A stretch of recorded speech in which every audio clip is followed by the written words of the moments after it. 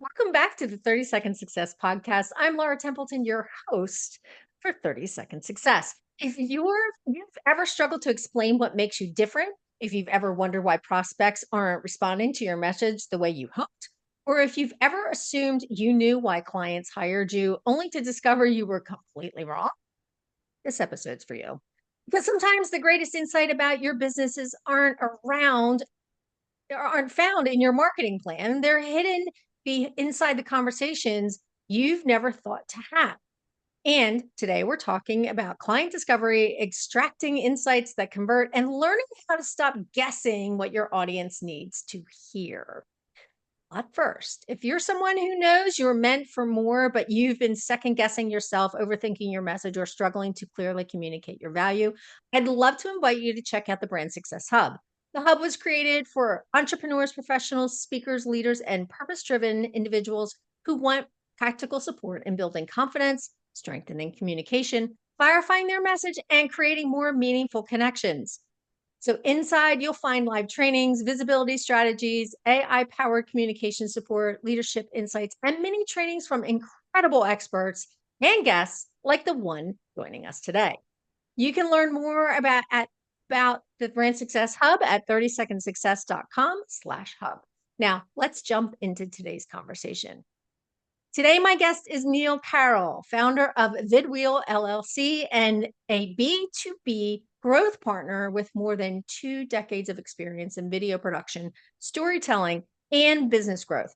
Neil helps founders and fractional executives uncover one of the most overlooked assets in their business, the voice of their best clients. Through his unique client discovery framework, Neil identifies the stories, insights, and proof points that prospective buyers actually need to hear in order to make confident decisions. Neil, welcome. Thank you so much for being here. I really appreciate you saying yes. And I am looking forward to this conversation. So, Neil, why don't you go ahead and tell us a little bit about yourself and what you're currently working on? Yeah. Well, thank you, Laura, very much for the invite. I'm happy to well, talk about what we got going on and how we help other businesses. So yeah, my name's Neil. And I think your intro said it all. I've been doing this a long time. Focus is very much on video, and the focus these days is on that client discovery kind of, I don't know, marriage with videos. So what uh, what we do for clients is we find that very best past client of theirs or a few, and we simply have conversations with them. And those conversations we then analyze to find marketing language, to find sound bites, to find all the insights that you need to really move forward with your business. And then kind of a byproduct of that is video content, testimonials, and social clips and so on that are saying the things your prospects need to hear. So, Mm. I love that. So, one of the things that you said, and it really kind of resonated with me is, that business owners are missing out when they assume they already know what people want to buy from them.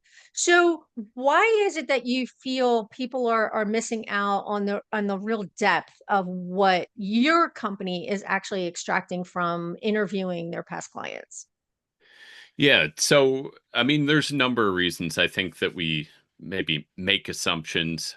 One that I've been quite guilty of myself is if I come up with something new and exciting and I've put a lot of work into it, I do have an assumption that, say I sign that next client, maybe that's part of the reason they signed on. But it's not until you like really go backwards and speak to these clients about like what made them make the buying decision, what part of your process or operation really resonated with them, that you find the true answers here. So recently in a testimonial I did about my own business, or a series of them actually, it kept coming up that process wise, we were doing things that the clients weren't expecting, that they really appreciated in terms of keeping the production process on the rails, which was our project management system. And that's not something I usually lead with in my marketing, but it's something that really resonates with my client. So that's an example of one of the spots where this kind of comes to light, I guess. Mm. Um, Yeah. the Yeah. Sorry, go oh ahead. No, I God, feel like no, that I was is going so, to say, I feel like that is so powerful when it comes to, the how really listening to what people are excited about can really change the company's messaging. And when you start to listen to what your prospects are saying, that it really does change how you communicate, how you connect, and the messaging that you're sharing. So what kind of business intelligence is often hidden in plain sight?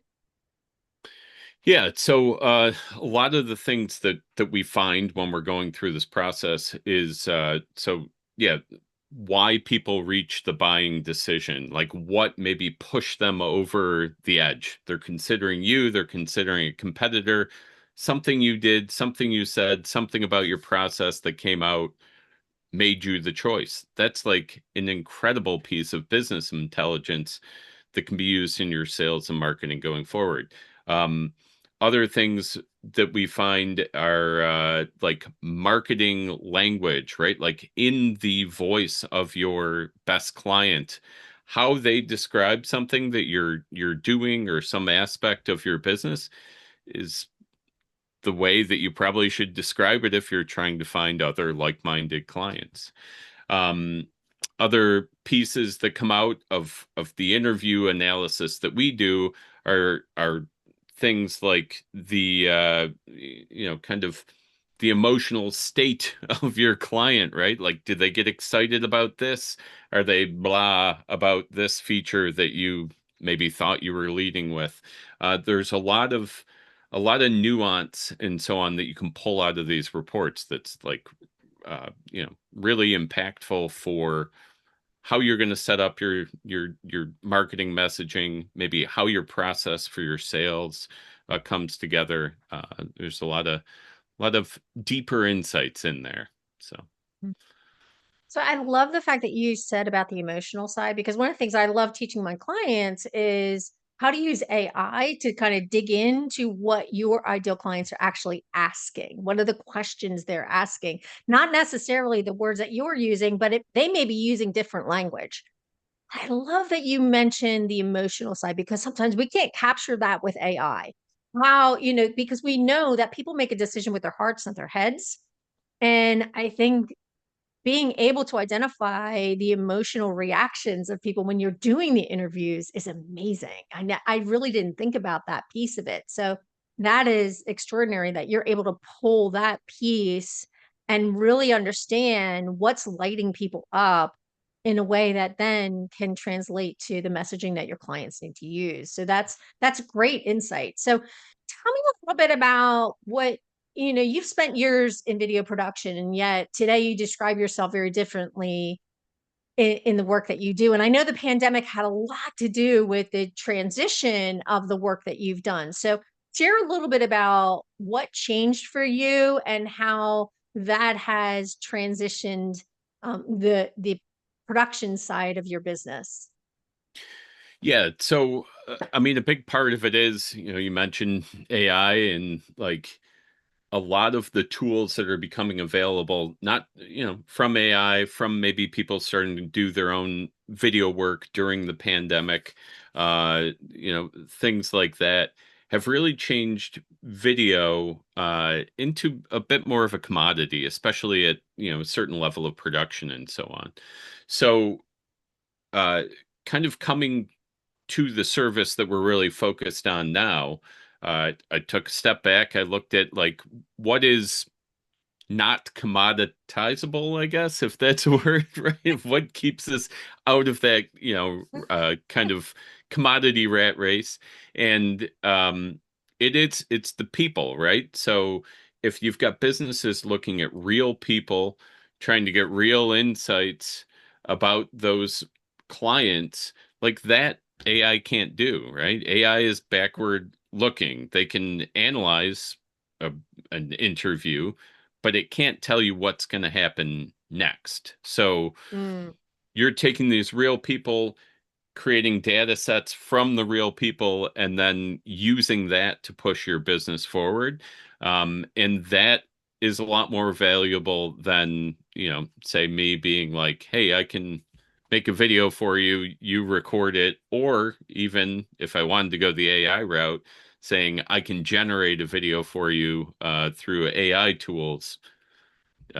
Check it out, right? So mm, um, a big part of it has been pushed by this new landscape of video and how we can still provide a ton of value to businesses. mm. So I think the for you, the differentiator really is the human side of the business, right? And I think that is one of the things that people miss out on is that, humanity. How are we connecting on that deep emotional level that really resonates with the broader landscape? One of the things that when I work with clients is I always tell them, tell me who your best client is. Like the favorite client, if you could have 100 of those same client that, lights you up day in and day out, that makes you excited to get to your desk, who would that be? And it's so funny because I feel like that's what you're digging into for your clients as well. And it's such a beautiful way to really focus on who do I want to work with and how can I attract more of those people to my business. And I think that's the deep work that you're doing. I see it.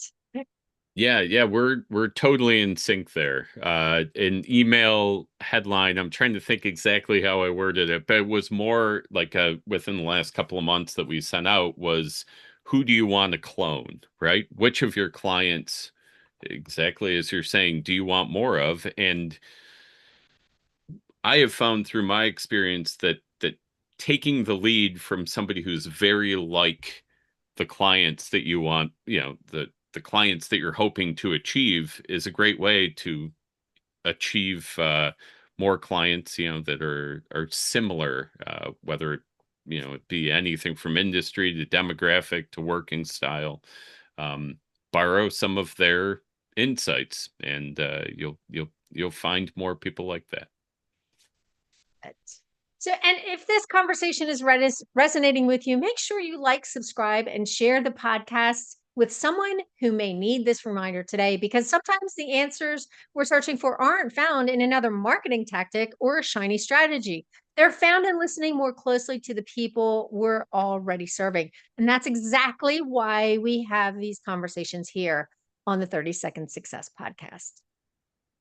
So, Neil, one of the things that I love to talk about, and we can go a little bit deeper about what your best clients know that you don't, right?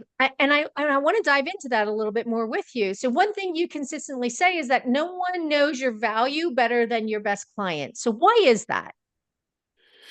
Well, so I guess to start, maybe we define best client, right? And we talked about this a little before we got started, but I run a workshop that that has business owners go back, look at their client list, and determine based on we use these three categories: fit, value, and impact, who the best client is, right? Now, this might not necessarily be your favorite client, right? There's some criteria that might make it that this client for this purpose of like going back and finding insights and so on might be somebody else, but they're going to be a strong client that has a story to tell, and that's a real important part when it comes to these interviews and the content that comes out of them about the impact of your business on their business, right? And so if somebody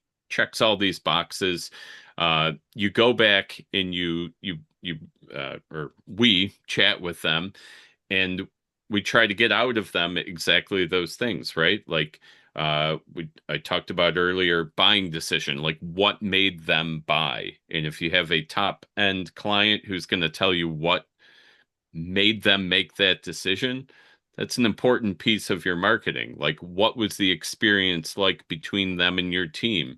That story is a piece that you can use in your marketing or to refine your processes.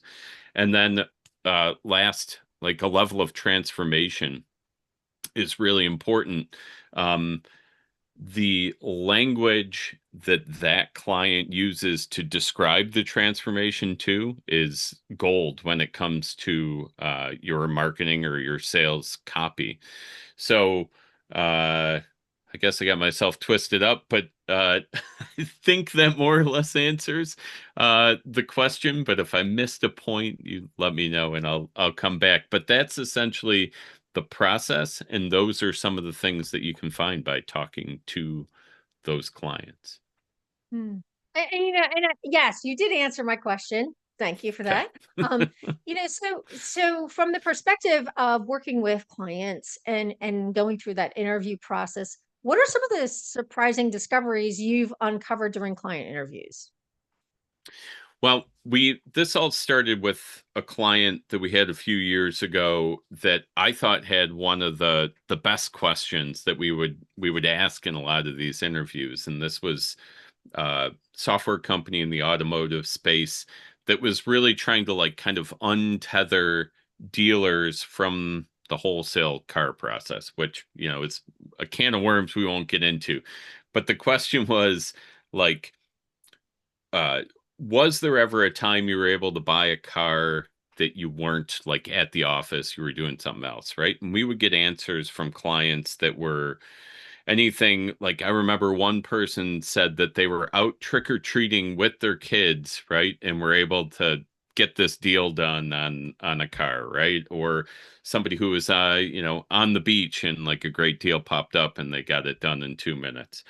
Um Now, this, I guess, it's not a work-life balance podcast. Those might not be great examples of that, but they were like success points that like the competition couldn't touch, right? Like those were real stories that people experienced that like were a huge differentiator between this company and what other folks in the market were able to provide, which, you know, when you have real clients telling real stories about real impact on their business, that can be really powerful messaging. So, Mm. Yeah. So through the interview process, you really discovered that a lot of the clients are really way more open oh, and yes. revealing. Is that a Yeah, good so assumption to make? yeah, we can get into that a little. A lot of folks they get worried. They're like, "Well, I don't want to bother my client." But the reality is if you have had a good impact on your client, like you would probably be shocked how excited they are to talk about you and your business versus feeling that it's a chore or anything. So I would look at it more as if you're both having success, like people like to share success. And a lot of people like to talk about themselves, even though maybe maybe not you know nobody would admit to it, right? And then people love to uh kind of heap praise on the folks that they enjoy doing work with. So if you have clients that enjoy working with you, I wouldn't be afraid to reach out to them. They are going to be a lot more receptive than you think. The other piece is that we have found, and I struggle with this again myself. If I'm doing my own testimonials for my own business, uh, people will, maybe soften the corners if they have less than stellar things to say. If you bring in a third party person to have that interview with the best client, you're going to get more direct, more complete feedback that can be really beneficial to your business. And a big part of why that can be beneficial is kind of what I just alluded to, which is sometimes the answers to these questions are not necessarily meant to end up in, say, the final testimonial. It's not all, I don't know, whatever term you want to use, sunshine and rainbows, right? Like sometimes the answers to these questions are a little bit critical or something you could improve.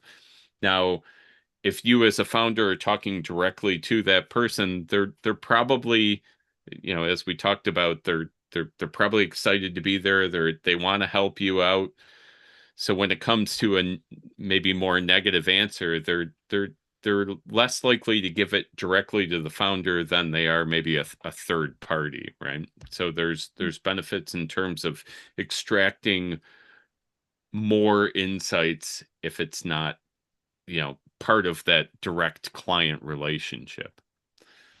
So I don't And know if that's that, really, but yeah, it is really helpful. And I think, it kind yeah, of triggered that one thing that I wanted to, I think there's something very unique in the way we've all been trained, ask for testimonials, use your testimonials.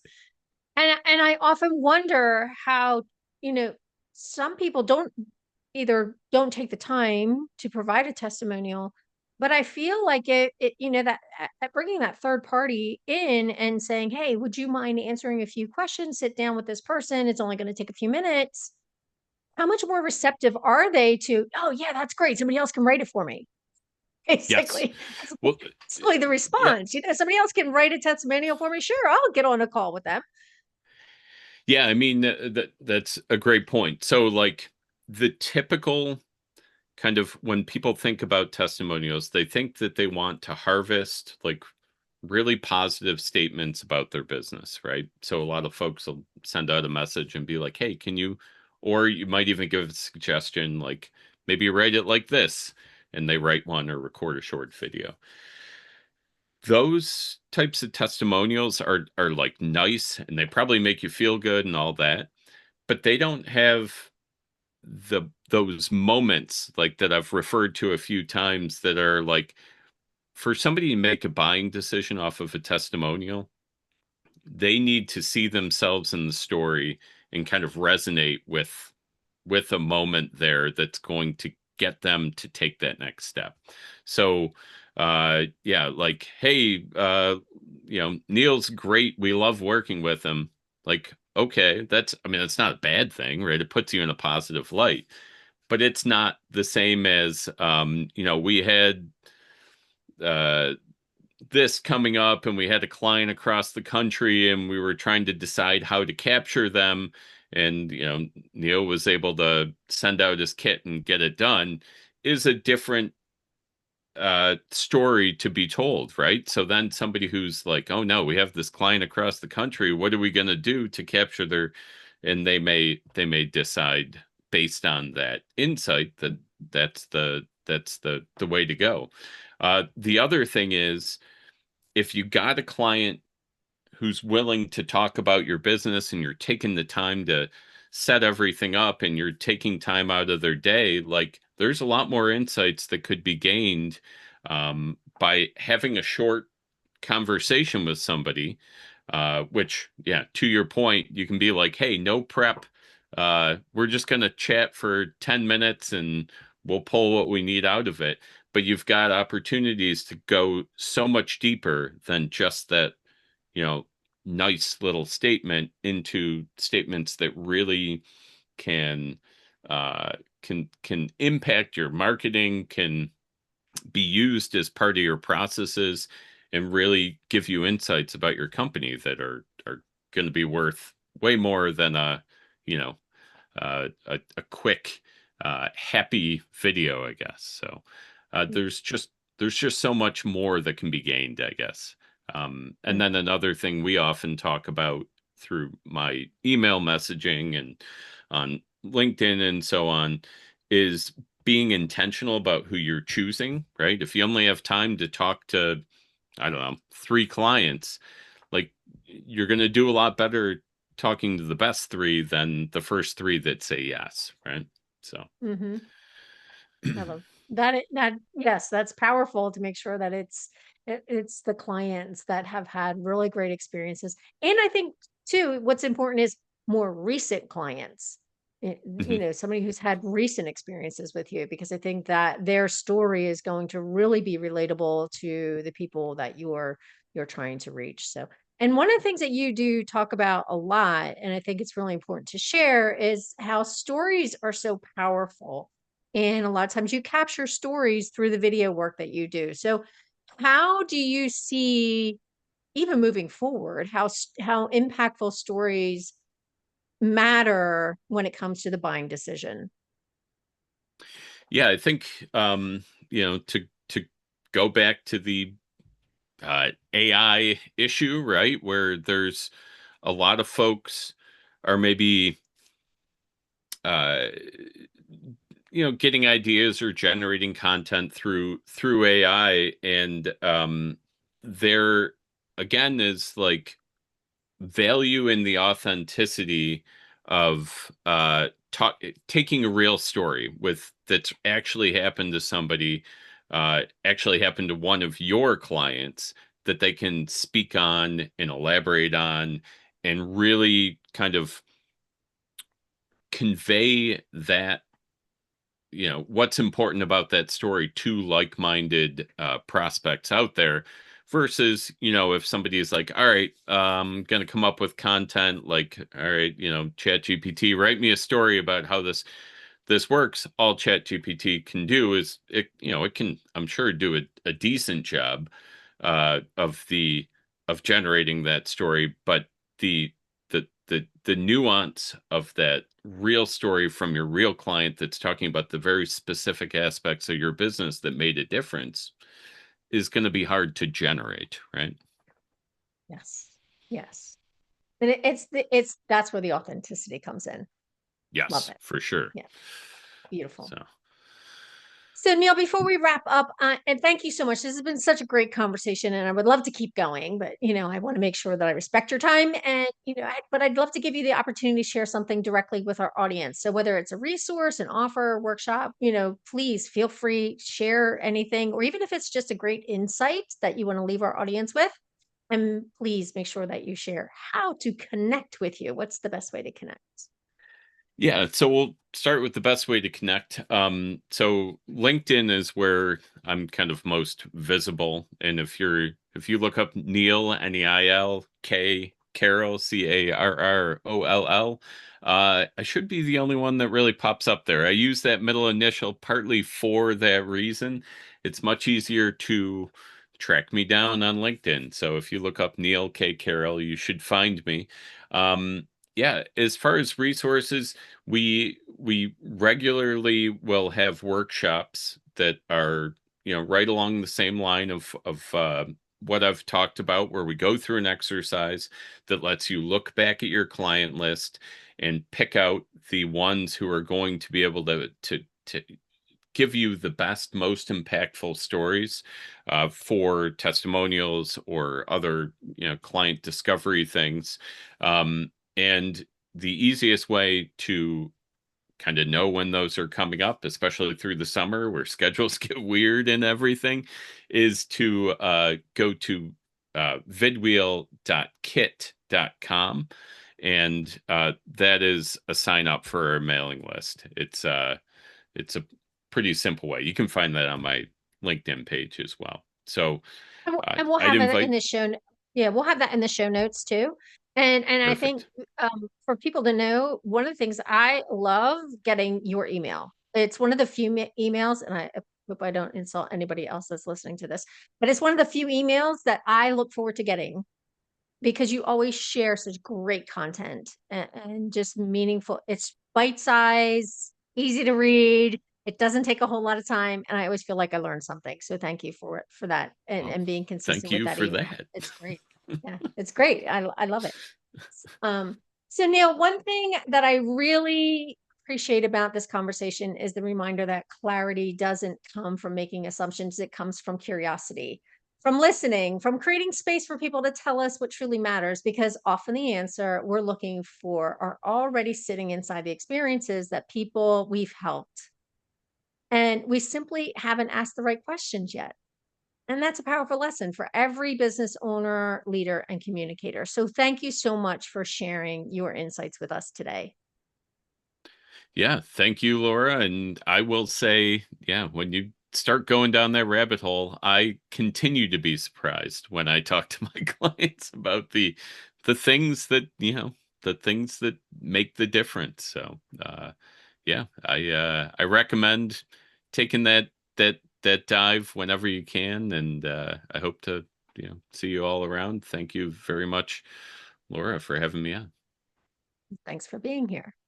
So, if today's conversation reminded you that your best marketing may already exist inside the stories of your happiest clients, I hope you'll carry that into your next conversation, your next strategy session, and your next opportunity to listen more closely. And if you're ready to strengthen your communications, clarify your message, build confidence in your voice, and connect with more authenticity, and I'd love to invite you to join us inside the Brand Success Hub. Neil has agreed to share one of our mini teaching moments, and he's going to be talking about the Extraordinary Client Workshop. So I look forward to sharing that in the Brand Success Hub. The hub was designed for entrepreneurs, professionals, leaders, and communicators who are done second guessing themselves and ready to communicate with more clarity, confidence, and compassion while learning practical strategies that actually work in the real world. You can learn more at 30secondsuccess.com/hub. And before you go, don't forget to subscribe, leave a review, and share this episode with someone who may need the reminder that sometimes the most powerful business insights start with a simple question. Until next time, stand in your brand, trust your voice, and remember, success is just 30 seconds away.